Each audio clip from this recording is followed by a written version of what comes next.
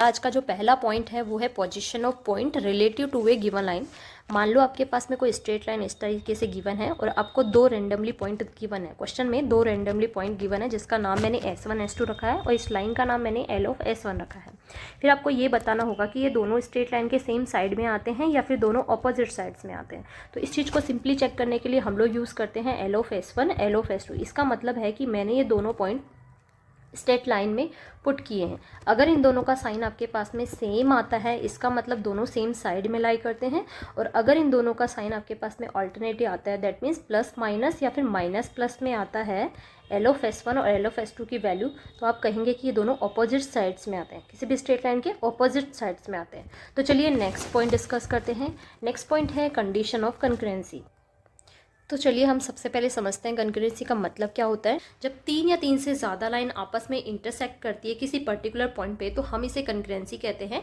और इसके लिए जो कंडीशन यूज़ होती है, जैसे कि आपके पास में तीन लाइन आपके पास में गिवन है, इन तीनों लाइन के जो कॉफिशिएंट्स है एक्स वाई और कांस्टेंट, मैंने इसको डिटरमिनेंट फॉर्मेट में लिखा है। अगर इस डिटरमिनेंट की वैल्यू 0 आती है इसका मतलब तीनों लाइन जो है आपके पास में कौन सी लाइन है, कंकरेंसी वाली लाइन्स है। चलो हम नेक्स्ट पॉइंट पर बात करते हैं। नेक्स्ट पॉइंट है distance of a point from A line.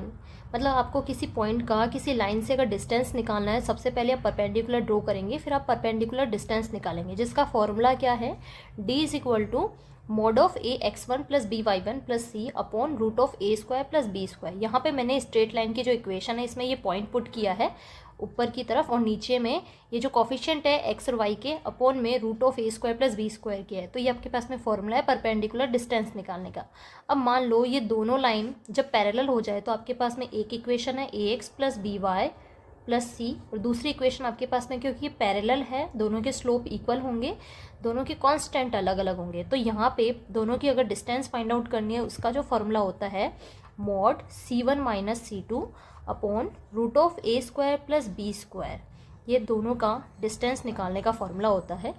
अब सपोज दैट आपके पास में एक लाइन की equation a x plus b y plus c equal to 0 है और इसी के परपेंडिकुलर दूसरी लाइन है। फिर आपसे पूछा जा रहा है कि इसकी जो परपेंडिकुलर लाइन है उसकी इक्वेशन बताओ। तो आप फटाफट से इस लाइन की इक्वेशन से कैसे बताएंगे, सबसे पहले कोफिशिएंट को इंटरचेंज कर देना है, बी एक्स ए वाई प्लस सी, ओके।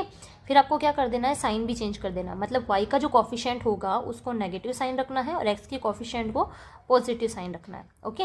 तो ये b x minus a y plus c equal to 0 आपके पास में ये लाइन की इक्वेशन आ जाएगी जो कि परपेंडिकुलर होगी आपकी। मतलब ये अगर आपके पास में L ऑफ S1 है तो वो परपेंडिकुलर लाइन आपकी L ऑफ S2 हो। ये है हमारी स्ट्रेट लाइन का पार्ट 3। बाकी बचे हुए जितने भी आपके फॉर्मूले हैं वो सभी फॉर्मूलों को हम इस शॉर्ट्स में कवर करने की कोशिश करेंगे।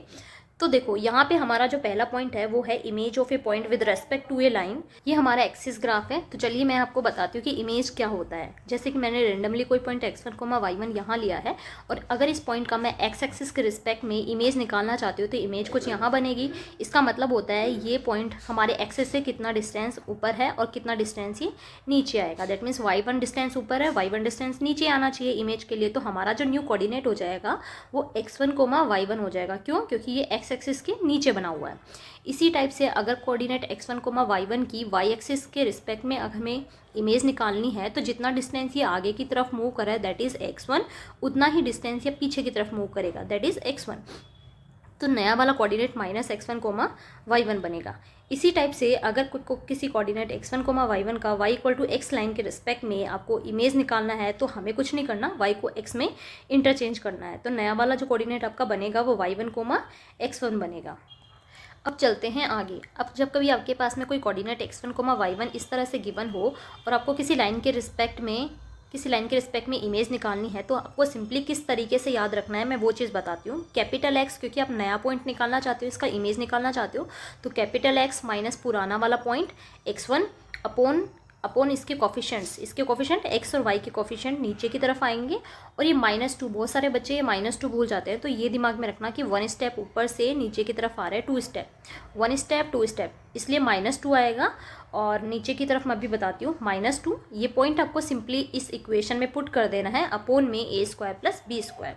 और जब कभी आपको फुट ऑफ परपेंडिकुलर निकालना है तो उसका इक्वेशन होगा आपके पास में foot of perpendicular, that means ये पॉइंट निकालने के लिए, ये पॉइंट ए है, ये पॉइंट बी पॉइंट निकालने के लिए आपका जो फॉर्मूला होगा x माइनस x1 पुराना वाला point upon a equal to y minus y1 upon b is equal to minus a x one plus b y one plus c upon a square plus b square. अभी यहाँ पे minus का जो sign है ये क्योंकि ये point नीचे की तरफ आ रहा है तो मैंने माइनस लिया। देखो ये सब चीज़ें याद रखने के लिए माइनस क्यों लिया, अदरवाइज इसका जो डेरिवेशन है वो डिफरेंट है। ओके, अब हमारा जो नेक्स्ट पॉइंट है वो है इक्वेशन ऑफ बाइसेक्टर्स। अब यहाँ आपको दो इक्वेशन गिवन है, अब हमें क्या निकालना है, बाइसेक्टर्स की इक्वेशन निकालनी है। उस इक्वेशन को निकालने के लिए आपको सिंपली ये वाला फॉर्मूला यूज़ करना है। यहाँ देखो a1x plus b1y plus c1 ये हमारी फर्स्ट लाइन की इक्वेशन है, ये हमारी फर्स्ट लाइन की इक्वेशन है।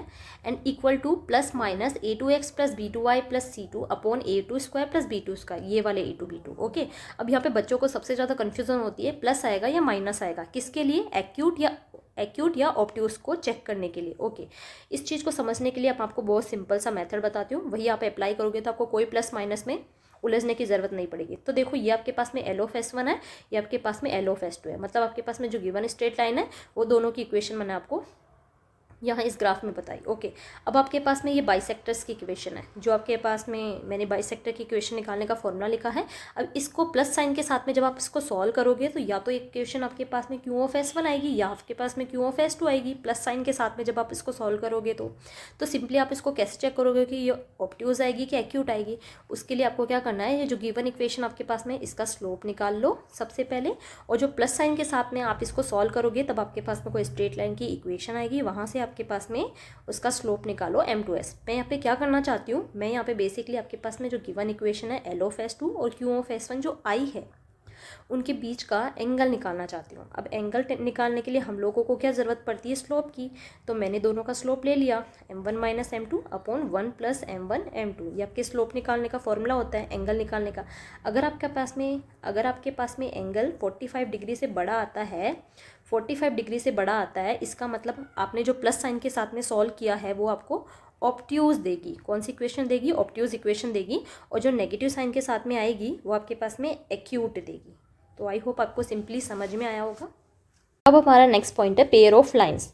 तो देखो पेयर ऑफ लाइंस के लिए अगर आपको कोई सेकंड डिग्री की इक्वेशन देता है, इक्वेशन क्या है, ax square plus 2hxy plus by square plus 2gx plus 2fy plus c equal to 0। अब बच्चे सबसे ज़्यादा गलती जहाँ करते हैं ना वो ये है कि इन दोनों को इंटरचेंज कर देते हैं, g की जगह f की जगह g। अब आपको ये कन्फ्यूज़न ना हो इसके लिए मैं आपको एक तरीका बताऊँगी। चलो उस तरीके के ऊपर बात करने से पहले मैं ये बताऊंगी कि यहाँ पे क्वेश्चन बनता कैसे है। ये आपके पास में सेकंड डिग्री का इक्वेशन है। अब यहाँ से क्वेश्चन ये बनेगा कि या तो ये पेयर ऑफ स्ट्रेट लाइन देगा या फिर पेयर ऑफ स्ट्रेट लाइन नहीं देगा। ठीक है, या तो देगा या फिर नहीं देगा। चेक करने का तरीका क्या होता है, बहुत ही आसान है, आपको एक डिटरमिनेंट याद रखना है और डिटरमिनेंट को याद रखने का मैं तरीका भी बताऊंगी। All hostel girls having best friend going for club. all hostel girls having best friend going for club। ये आपको याद रखने का तरीका है। यहाँ पे AHG ये कुछ नहीं है, इनके कोफिशिएंट्स हैं। क्या है, इनके कोफिशिएंट्स हैं।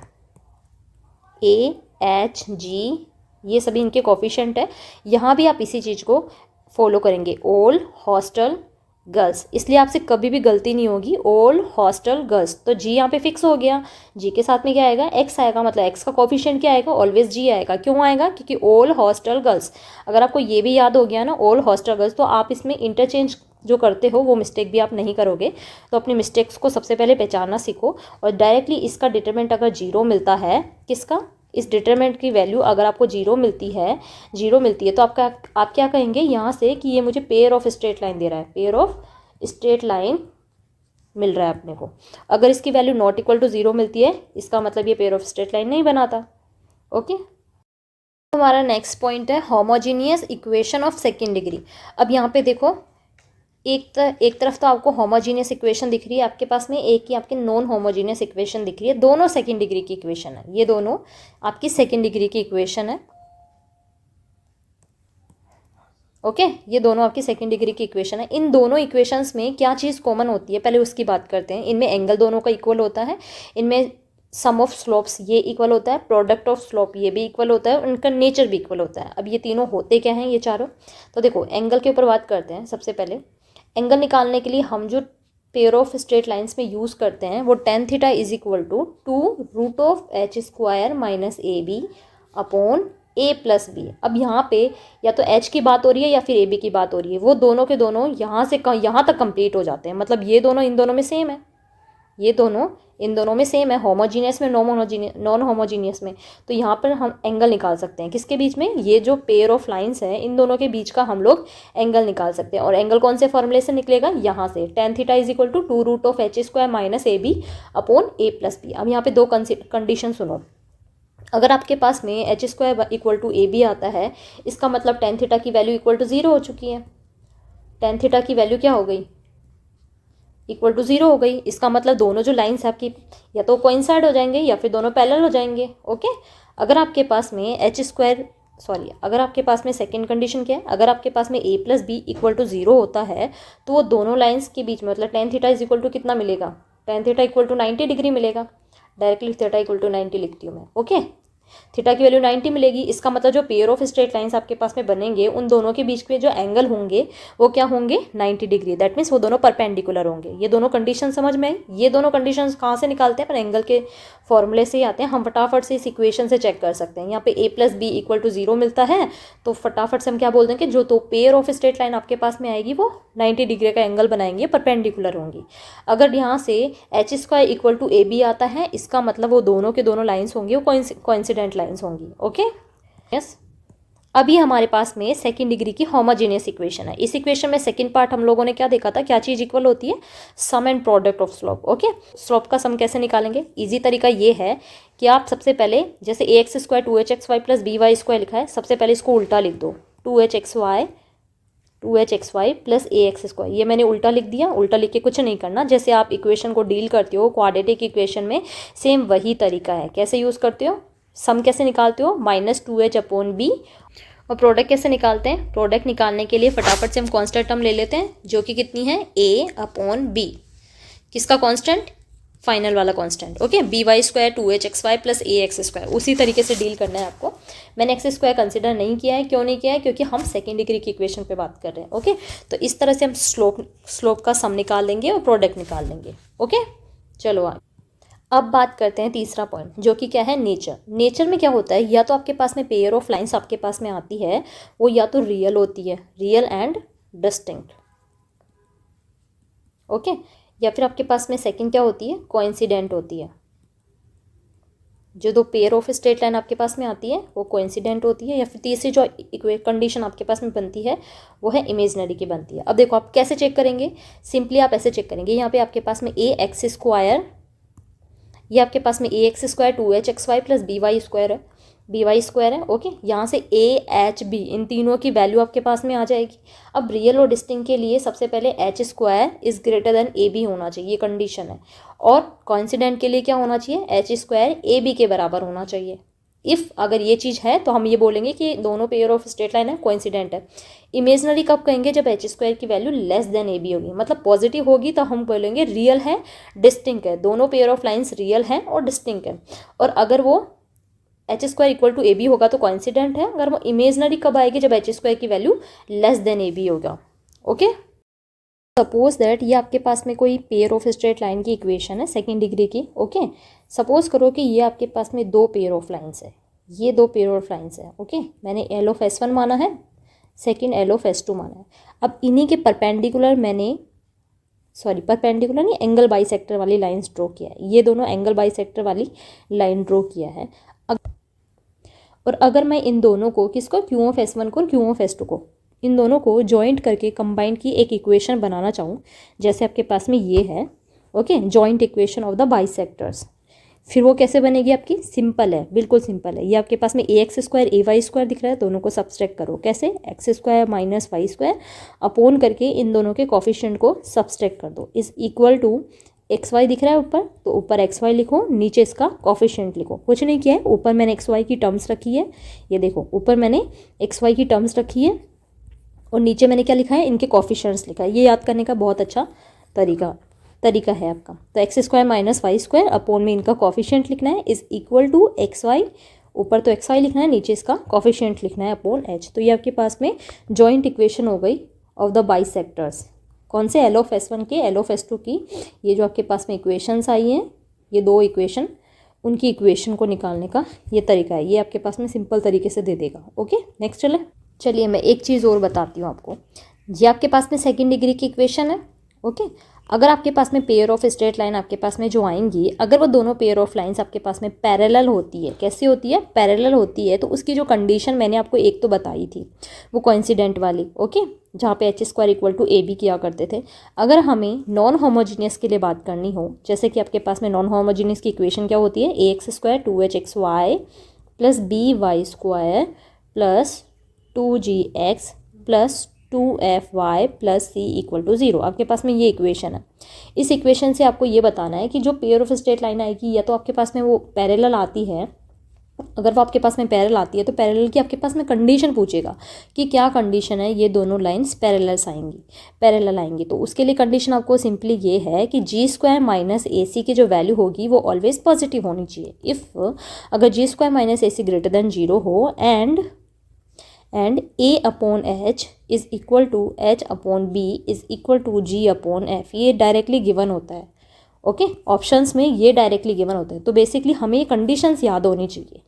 ओके, तो इन कंडीशंस को याद कर लेना, g² - ac > 0 हो and a/h, okay, a/h, colour change करती हूँ फिर आपको बेटरली समझ आएगा। a/h सिंपली याद करने का तरीका h/g, आपके पास में रेस्ट में g और f बच गया, फाइनली लिख देना g/f। ये आपको याद करने का तरीका होता है इस कंडीशन को। और जो सेकंड है, मतलब ये दोनों कंडीशंस होल्ड होनी चाहिए, g² - ac > 0, a/h h/b = g/f। तब हम कह देंगे कि दोनों पेयर ऑफ लाइंस आपके पास में जो आएंगी वो क्या होंगी, पैरेलल होंगी। ये कंडीशन है। ओके, तो ये हमारा स्ट्रेट लाइन का कंप्लीट चैप्टर हो गया है। तो आई होप आपको ये समझ में आया होगा। अगर वीडियो पसंद आती है तो लाइक करो, शेयर करो एंड सब्सक्राइब करो। अब हमारा जो नेक्स्ट टॉपिक होगा वो सर्कल को होगा। मैं इसी तरीके से उसके जितने भी फॉर्मूले हैं उनको अच्छे से मैं एक्सप्लेन करके सारे फॉर्मूले कवर करूँगी आपके।